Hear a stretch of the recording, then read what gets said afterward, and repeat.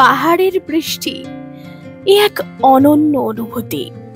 তা যদি আবার হয় দিগন্ত বিস্তৃত সবুজ চা বাগানের মাঝে, মেঘ চলেছে ভেসে আপন ছন্দে, কখনো ছুটে বেড়াচ্ছি সবুজ ঘন পাহাড়ি জঙ্গলে পাখির সুরের মাদকতায়, আবার কখনো মন চঞ্চল হয়ে উঠছে ঝর্ণার মায়াময় রূপে।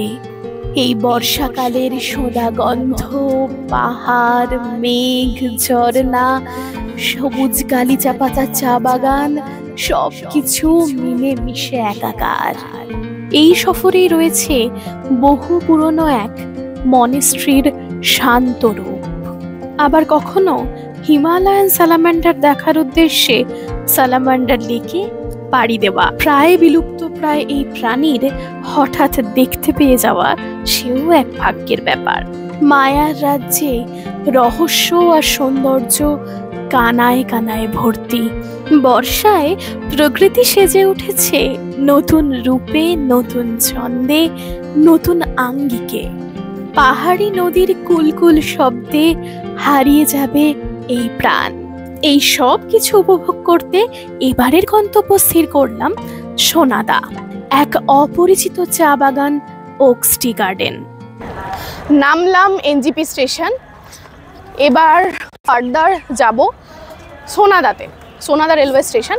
এখান থেকে তোমরা চাইলে টয় ট্রেনে যেতে পারো, আবার চাইলে বাসে যেতে পারো বা শেয়ার গাড়িতে যেতে পারো। তো এবার আপাতত আমাদের কিছু বুক করা নেই, সেটা তোমাদের অবশ্যই দেখাবো। আর কিভাবে এই ট্রেনে আমরা এলাম সেটার ভিডিও ডেসক্রিপশনে দেওয়া থাকবে, ভিডিওটা সেটা দেখে নিও একবার। যে তোমাদের যদি টিকিট বুকিং না থাকে 2 মাস আগে থেকে, তো হুট করে কি করে প্ল্যান করে আসবে সেটা একবার চেক করে নিও। এইবার এখান থেকে যাব, এই যে ট্রেনকে ছেড়ে দিয়ে আমরা এগোচ্ছি গন্তব্যের উদ্দেশ্যে। চলো এবার ফার্দার কি ট্রান্সপোর্টেশন মোড অ্যাভেল করব সেটা তোমাদের দেখাবো। এবার বেরোই এনজেপি থেকে। নিউ জলপাইগুড়ি স্টেশন থেকে বেরিয়ে টোটো ধরে চললাম শিলিগুড়ি বাস স্ট্যান্ড অর্থাৎ তেনজিং নোরগে বাস স্ট্যান্ডের উদ্দেশ্যে। এখান থেকেই পাবে তোমরা সব ধরনের যানবাহন সোনাদা যাওয়ার উদ্দেশ্যে। তোমাদের বলে রাখি, তোমরা চাইলেই রিজার্ভ গাড়ি করতে পারো, অথবা শেয়ার গাড়িতে যেতে পারো, অথবা বাসে যেতে পারো, অথবা টয় ট্রেনে যেতে পারো। আমি এক্সপেরিমেন্ট করার জন্য এবং অবশ্যই বাজেটের ট্রিপ কমপ্লিট করার জন্য চুজ করেছিলাম বাস। প্রত্যেকটা ধাপে ধাপে কত টাকা কি খরচ হয়েছে স্ক্রিনে তোমাদের ডিটেলস দেওয়া থাকবে, তাই ভিডিওটা অবশ্যই শেষ পর্যন্ত দেখো কিভাবে তোমরা বাজেটে কমপ্লিট করতে পারবে এই ট্রিপটি। এই দেখো ছোট বাস দার্জিলিং এ, চলো তোমাদের দেখাই ভেতরে কেমন। অনেকের মনেই এই প্রশ্নটা থাকে যে বাসে করে পাহাড়ি এলাকায় ঠিক যাব কিভাবে, শরীর খারাপ করবে না? তো সেইটা নিয়েই যে জার্নিটা ঠিক কিরকম ছিল শিলিগুড়ি থেকে দার্জিলিং অবধি, সেটার একটা বিস্তারিত ভিডিও তোমাদের দেব, সেটার লিংক ডেসক্রিপশনে দেওয়া থাকবে, সেটা আসছে পরবর্তী ব্লগে। দেখে নাও বাসের ভেতরটা ঠিক এরকম এবং যথেষ্ট ছোট বাস, তাই ট্রলি কিন্তু অ্যালাউড নয়।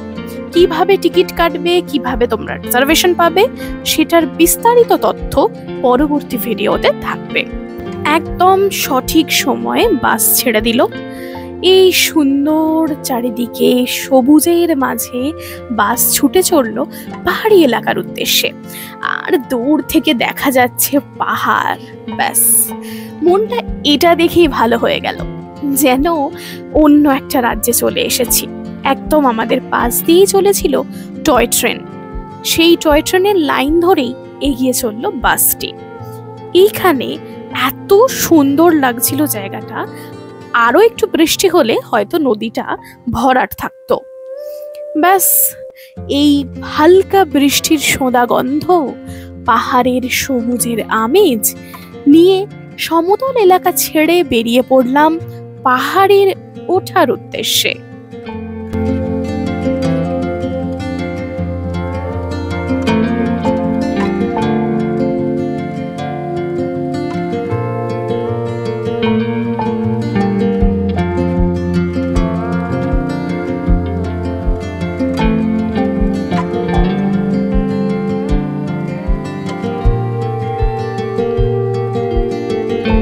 নামলাম সোনাদা স্টেশন বাস স্টপ। এখান থেকেই হোমস্টের গাড়ি আসার কথা, যে আমাদেরকে নিয়ে যাবে হোমস্টে অবধি। এত অবধি তোমরা যেতে পারবে বাসে, তারপরে শেয়ার গাড়ি পেতে পারো, কিন্তু শেয়ার গাড়ির জন্য একটু ওয়েট করতে হয় বলে তাই হোমস্টের গাড়ি নিয়ে নিয়েছিলাম। শেয়ার গাড়ির জন্য পার হেড 50 রুপিস করে লাগবে। দেখো কোথায় এসেছি, কি দারুণ। দেখো এই জায়গাটার নাম হচ্ছে ওক টি গার্ডেন। আমরা বেসিক্যালি চিয়াবাড়ি হোমস্টেতে আছি। তোমাদের জায়গাটাকে একটু ঘুরিয়ে দেখাই। এসো, যে ঘরটাতে আছি সেই ঘরের ডেসক্রিপশনটা দিই। এখানে মোটামুটি আমরা দুজন আছি। আর এই যে এই জায়গাটা, এটা হচ্ছে ওদের ওয়াশরুম। ওয়াশরুমে গরম জল ঠান্ডা জল দুটোরই ব্যবস্থা আছে পুরোপুরি। এটা সবে নতুন জাস্ট এই ঘরটা তৈরি হয়েছে।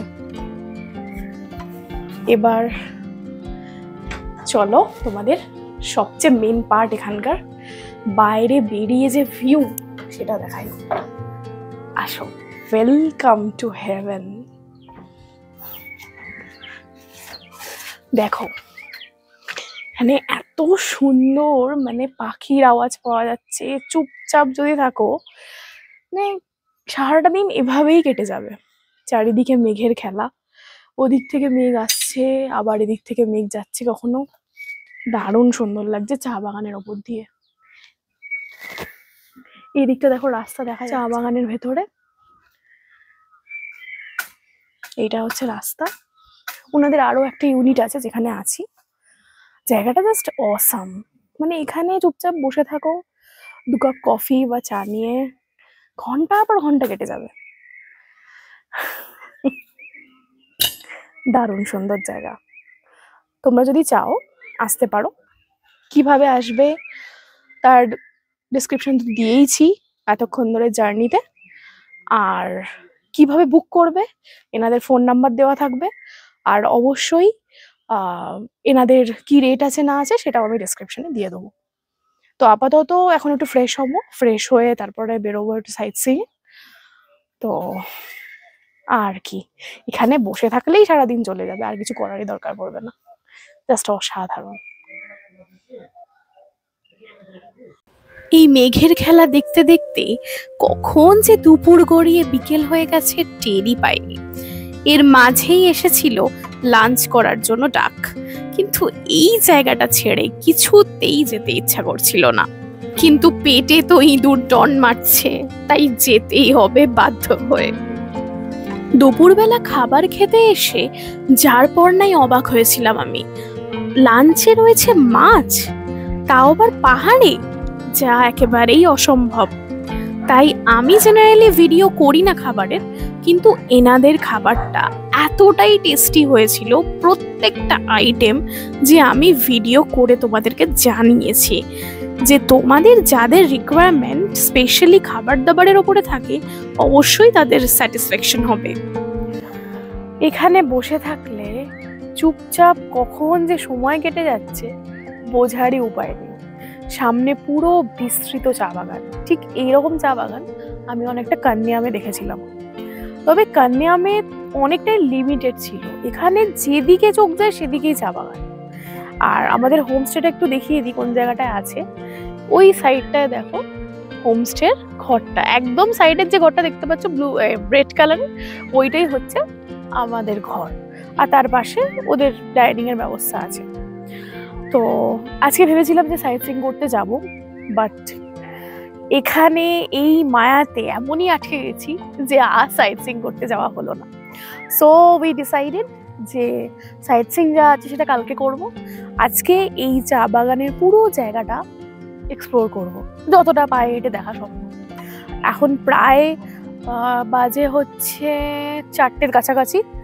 তো যেহেতু চারিদিকে মেঘ আছে, তাই সানসেটটা তো প্রপারলি দেখা যাবে না। পুরো মেঘ একদম এই পাহাড় থেকে ওই পাহাড় ঘুরে ঘুরে বেড়াচ্ছে, মানে আলাদাই লাগছে দেখতে। তো চলো এই রাস্তা ধরে যেতে যেতে যেতে ওই দিকটা গিয়ে বললো আবার এই রাস্তা দিয়ে ফিরে আসা যায়। তো কত দূর কি যাওয়া যায় তোমাদের দেখাবো। তবে এখানে আসলে তোমাদের আর কোথাও যেতে ইচ্ছা করবে না, এতটাই ভালো লাগবে জায়গাটা। তো চলো। এমনি এমনি কি আর জায়গাটাকে পশ্চিমবঙ্গের মুন্নার বলা হয়? ঠিক যেমন কেরালার মুন্নারে দিগন্ত বিস্তৃত পাহাড়ি চা বাগানে চারিদিক একদম ঝলমলিয়ে থাকে, ঠিক সেই রকমই এই ওকস টি গার্ডেনে এসে যেদিকে চোখ যায় সেদিকেই সবুজ চা বাগানের বাহার, এক অসাধারণ সৌন্দর্য। এখানে হোমস্টে বলতে ওই একটি এবং তার দিদিরও আরো একটি আছে একদম পাশে। আর কিন্তু এই জায়গাতে কোনো হোমস্টে এখনো পর্যন্ত তৈরি হয়নি। বিকেলবেলার দিকে পায়ে হেঁটে চারিদিকটা একটু দেখতে বেরোলাম। এত সুন্দর লাগছিল যা সত্যি ভাষায় বর্ণনা করা যাবে না। চা বাগানের মাঝ দিয়ে রাস্তা তৈরি হয়েছে, সেই রাস্তা ধরে উদ্দেশ্যহীনভাবে হেঁটে বেড়ানোর এক মজাই আলাদা। চারিদিকে শোনা যাচ্ছে নাম না জানা কত ধরনের পাখির আওয়াজ, সুমধুর কণ্ঠে মন বিহল হয়ে যায়। কিছুক্ষণ আগেই ঝমঝমিয়ে কয়েক পশলা বৃষ্টি হয়েছে, চারিদিকে বিশ্রাম নিচ্ছে প্রজাপতি। আবার বৃষ্টি থামলেই রোদ ঝলমলে আকাশ উপভোগ করা যায়। পরের দিন সকালে বেরিয়ে পড়লাম সেই সব নাম না জানা পাখির ডাকের সন্ধানে। চারিদিক থেকে এত পাখির আওয়াজ, আর কিছুতেই মন স্থির থাকছে না ঘরের মধ্যে। বেরিয়ে পড়লাম মেঘের রাজ্যে। কি সুন্দর এই গ্রামখানা। উপরের দিকে একটি ছোট্ট গ্রাম আছে, এই গ্রামের ভিতর দিয়ে পাশেই রয়েছে বাইরের জঙ্গল। আবার কখনো কখনো বুনো অর্কিডেরও দেখা পাওয়া যায়। হাঁটতে হাঁটতে দেখতে পাওয়া যায় বাড়িগুলির পাশেই চাষ করেছে সেখানকার বাসিন্দারা। এনাদের বাজারে যেতে গেলে বেশ বেগ পোহাতে হয়, তাই তারা নিজেদের ফার্মেই চাষবাস করেন। এই রাস্তা দিয়েই ঢুকে গেছে গভীর জঙ্গল। সেই জঙ্গলের ভেতর দিয়েই আছে বিভিন্ন ধরনের পাখির আওয়াজের হাতছানি। জঙ্গলের ভেতর আর বাহির ভেসে আসা পাখির সুরের মাদকতায় পরিপূর্ণ। হাঁটতে হাঁটতে যত দূর চোখ যায় চলে যাওয়া, এই সঙ্গী আমাদেরকে রাস্তা দেখিয়ে নিয়ে যায় প্রত্যেকবার। এই সিঁড়ি দিয়ে নেমেই পাওয়া যাবে এক ছোট্ট মন্দির। সেই মন্দিরে চাইলে তোমরা পুজো দিতে পারো। রাস্তার দুধারে ফুটে আছে এইরকম সাদা অর্কিড। যত এগোচ্ছি তত এই সাদা অর্কিডের পরিমাণ বাড়ছে। তারপর বনের ভেতর দিয়ে একটা ছোট্ট রাস্তা উঠে গেছে আবার সেই গ্রামের উদ্দেশ্যে। সেই রাস্তা দিয়ে ফিরে চলে এলাম সেই ওকস টি গার্ডেনের চিয়াবাড়ি হোমস্টেতে। এখন দাঁড়িয়ে আছি পুরো চা বাগানের মাঝে। এদিকটা দেখো রোদ উঠে গেছে এদিক থেকে। This is east side. ওইখানে একটা ছোট্ট গ্রাম আছে, এই দিক দিয়ে সোজা উঠে গেলে ডান দিকে গেলেই একটা জঙ্গল, আর এই দিকে একটা আলাদা গ্রাম। এই সাইডটা আমরা বেসিক্যালি এই গ্রামে উঠেছি। তোমাদের একবার পিছন দিকের ভিউটা দেখাই, কি দারুণ লাগছে।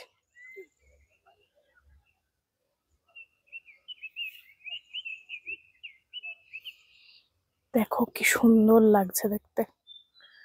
পুরো একদম, কালকে তো মেঘলা দেখেছি আর আজকে সম্পূর্ণ রোদ উঠে গেছে। অসাধারণ সুন্দর লাগছে। চারিদিকে পাখির কিচমিচ, প্রচুর পাখি আছে এখানে। ভোরবেলা পাখি দেখা শেষ করে এবার চা খেতে যাব হোমস্টেতে। আর এখানে যে উঁচু জায়গাটা আছে ওখানে বসে বসেই প্রচুর পাখি দেখা যায়। জঙ্গলের ভেতরে যত না দেখতে পাবে তার চেয়ে বেশি এইখানে বসে বসেই দেখতে পাবে। তারপরে চা খেয়ে একটু রেডি হয়ে বেরোবো সাইট সিইং এর জন্য। তো সাইট সিইং কি দেখবো সেগুলো সব থাকবে এক এক করে। আপাতত সাইনিং অফ।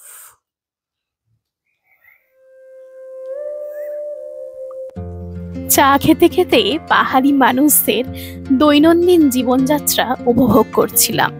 আমরা এখানে এসে কত অবাক হচ্ছি, অথচ ওনারা এখানে রোজ দেখছেন এই দৃশ্য। ওনাদের বাসস্থান এখানেই, জীবিকা এখানেই, তাই ওনাদের কাছে নতুন আর কিছু লাগে না। কিন্তু সত্যি জায়গাটা এতটাই সুন্দর, মুগ্ধ না হয়ে কিছুতেই থাকতে পারবে না।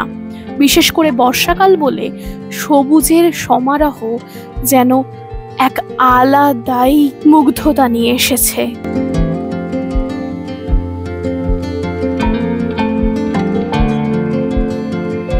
সাইট সিইং এ রয়েছে ইন্দ্রাণী ফলস, সোনাদা মনেস্ট্রি এবং মার্গারেট টেক্স চা বাগান, আর সাথে রয়েছে সালামান্ডার লেক।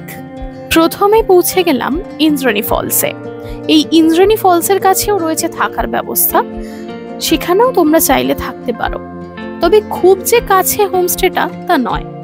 ইন্দ্রাণী ফলসে যাওয়ার রাস্তায় পাবে প্রচুর প্রজাপতি, বিভিন্ন রঙের, বিভিন্ন শেপের, আর ঝর্ণা এখানে তৈরি করেছে বিভিন্ন জলপ্রবাহ। এই ব্রিজটি পার করেই যেতে হয় ইন্দ্রাণী ফলসে। এটিকে অনেকে রেনবো ফলসও বলে, কারণ যখন এই জলপ্রপাতটি ওপর থেকে পড়ে, জলের মধ্যে সূর্য প্রতিফলিত হয়ে রামধনু সৃষ্টি করে, যেটা দেখতে অসাধারণ লাগে। এই সাইট সিইং এর ব্যবস্থা আমরা হোমস্টে যিনি ওনার আছে তার সাথে কথা বলেই করেছিলাম। উনি প্রচন্ড হেল্পফুল। এখন দাঁড়িয়ে আছি ইন্দ্রাণী ফলসের সামনে।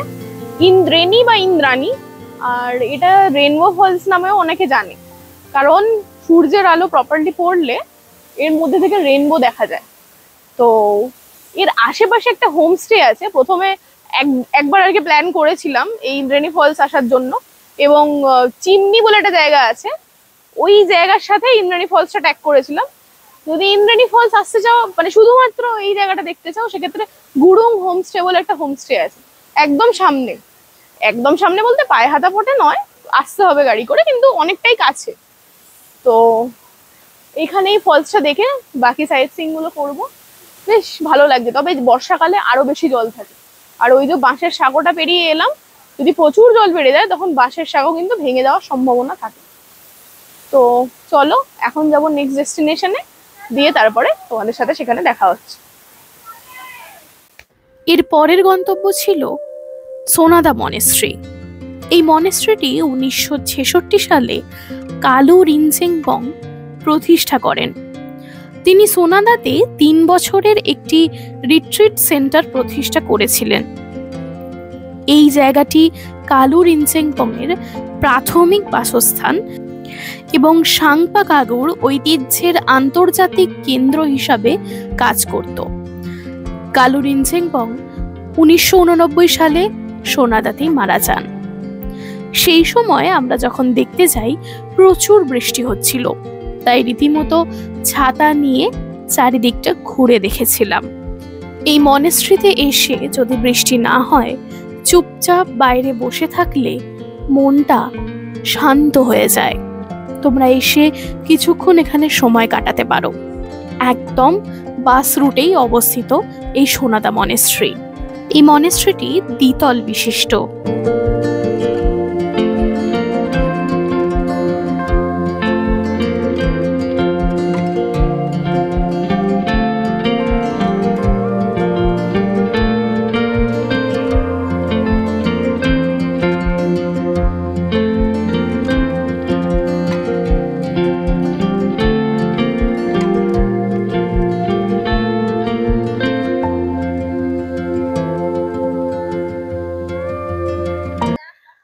এই প্রাণীটাকে কেউ কোনোদিন দেখেছো?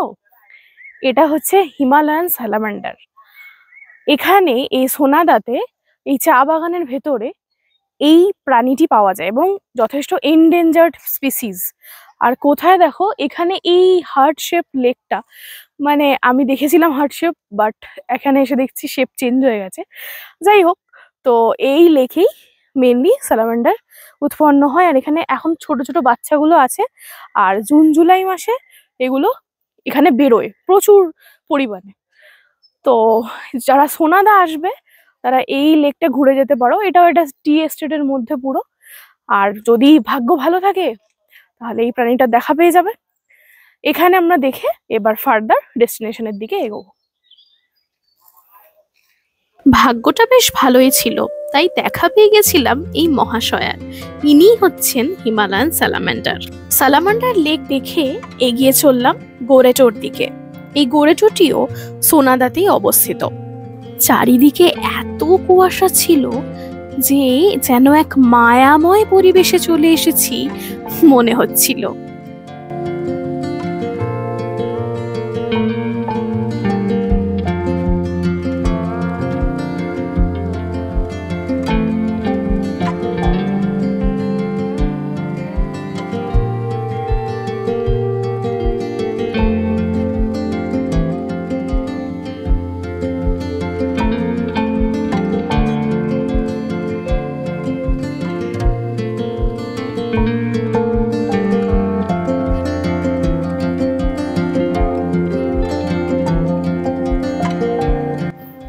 এখন দাঁড়িয়ে আছি বালাসন নদীর তীরে, হ্যাঙ্গিং ব্রিজে।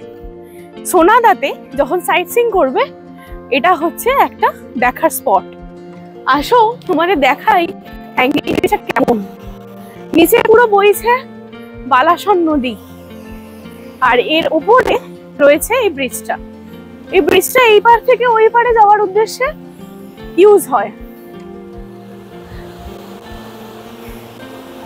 পুরো একদম শেক হচ্ছে ব্রিজটা, এই যে হাঁটছি পুরো একদম শেক হচ্ছে, যেহেতু হ্যাঙ্গিং বুঝতেই পারছো নিচে কোনো সাপোর্ট নেই। তো যেরকম আমাদের হাওড়া ব্রিজ হ্যাঙ্গিং ব্রিজ ঠিক সেরকমই, তবে নদীর প্রচন্ড নোংরা। তোমাদের একটাই রিকোয়েস্ট, যারা এখানে ঘুরতে আসো এসব অফবিট জায়গায়, সেখানে এসে এত নোংরা করে রেখো না। চারিদিকে প্লাস্টিক পড়ে আছে, কোথায় উল্টো পাল্টা খাবারের জিনিসপত্র পড়ে আছে। তো একটা প্রপার জায়গায় ডাস্টবিনে খাবারের জিনিসগুলো বা যেটা তোমরা ফেলতে চাইছো সেটা ফেলো। এখানে আমাদের সোনাদার যা যা সাইট সিইং আছে সেটা শেষ হলো, সেই সব গন্তব্যগুলো আজকের মতো কমপ্লিট। এবং সোনাদায় আসলে তোমরা কি কি ঘুরবে সেটাও তোমাদের দেখিয়ে দিলাম, আর কোথায় থাকবে তোমাদের সন্ধান দিলাম। তো দেখা হচ্ছে আবার পরবর্তী ব্লগে। কালকে আমরা এখান থেকে বেরিয়ে যাব, ঠিক যেভাবে এসেছিলাম সেইভাবেই ফেরার প্ল্যান আছে। মাঝে দার্জিলিং চলে যাব, না হলে এখান থেকে বাসে উঠলে, সোনাদা থেকে যদি বাসে উঠি শিলিগুড়ি যাওয়ার, তাহলে জায়গা পাবো না। তো এখান থেকে দার্জিলিং চলে যাব শেয়ার গাড়িতে বা বাসে, যাই পাই না কেন, দিয়ে দার্জিলিং থেকে ফার্দার ফিরবো। এবং ফেরার ট্রেন আছে রাত্রিবেলা। তো এখানেই আপাতত সোনাদার ভ্রমণ কাহিনী শেষ করছি। এবার একটা জিনিস বলে রাখি, যারা চিয়াবাড়ি ওক হোমস্টেতে থাকবে তাদের কোন রুমটা তারা নেবে ফর বেস্ট ভিউ। হ্যাঁ, প্রত্যেকটা রুম থেকেই তুমি সামনে এরকম চা বাগান দেখতে পাবে, কিন্তু এখানে আপাতত আমরা যেখানে আছি সেখানে দুজন হোমস্টে চালায়। এক হচ্ছে যাকে আমি কন্ট্যাক্ট করেছিলাম, বিমল ভাইয়া, সে এবং তার যে বোন ছিল, মানে বোন আছে, সে তার দিদি জামাইবাবু আর কি। তো এবার ব্যাপারটা হচ্ছে ওনাদের ওখানে 3টে রুম আছে, এনাদের এখানেও 3টে রুম আছে। এবার এনাদের এখন নতুন কনস্ট্রাকশন চলছে। তো আমরা যখন এসেছি তখন যেটা নতুন, একদম নতুন হয়েছে, সেটা প্রথম দিন আমরা ওটাতে ছিলাম। এইবার বলে রাখি, সেটা হচ্ছে প্রথম দিন যে রুমটাতে ছিলাম সেটা হচ্ছে পুরোপুরি প্রাইভেট ব্যালকনিওয়ালা, মানে তুমি ওখান থেকে বসে শুধুমাত্র তুমিই দেখবে এই পুরো একদম গ্রিনারির নাজারা। কিন্তু বাকি যে সমস্ত রুম আছে সেগুলোতে কোনো ব্যালকনি নেই, সামনে একটু খোলা জায়গা আছে, সেখানে সবাই কমন পিপল অ্যাক্সেস করতে পারে। আর ওনাদের দিদিদের যেটা আছে, যেটা আমরা এখন আছি রাইট নাও দিদিদের হোমস্টেতে, ওনাদের দিদিদের সামনেটা একটা চৌকো মতো মানে জায়গা করা আছে, যেখানে সেটাও ওপেন টু অল, কিন্তু কোনো ব্যালকনি কোনোটাতেই নেই। একমাত্র আমরা প্রথম দিন যে রুমটাতে ছিলাম সেটাতেই ব্যালকনি ছিল, যেটা দেখবে রুম তোমাদের দেখিয়েছে। কিন্তু প্রথম দিন ওখানে রাখার পর দ্বিতীয় দিন আমাদের বললেন যে অন্য জায়গায় শিফট হতে হবে, যেহেতু ওনাদের বুকিং আছে। তো তোমরা যখন বুকিং করবে অবশ্যই চেষ্টা করবে যে ওনাকে বলে নিতে যে প্রাইভেট ব্যালকনি আনা যে রুমটা আছে ওই রুমটাই আমরা নেব 2 দিনের জন্য, কারণ দুটো তো সেমই রেট, আলাদা কিছু তো নয়, মানে অন্তত এখন তো তাই আছে। তো এই টিপসটা তোমাদের দিয়ে রাখলাম যাতে তোমরা 2 দিনই এরকম গ্রিনারি নাজারা অবশ্যই সব কটা রুম থেকে দেখতে পাবে, কিন্তু এটা পুরোপুরি নিজেদের মতো করে দেখতে পাবে যখন খুশি, রাত, বিকেল, সকাল। এবার যখন কমন রুম হয় তখন, মানে কমন জায়গা হয় তখন কি হয়, তখন অন্যজন থাকলে তুমি অ্যাক্সেস করতে পারবে। তো এটা কিন্তু মাথায় রাখো, এটা একটা টিপস দেওয়া।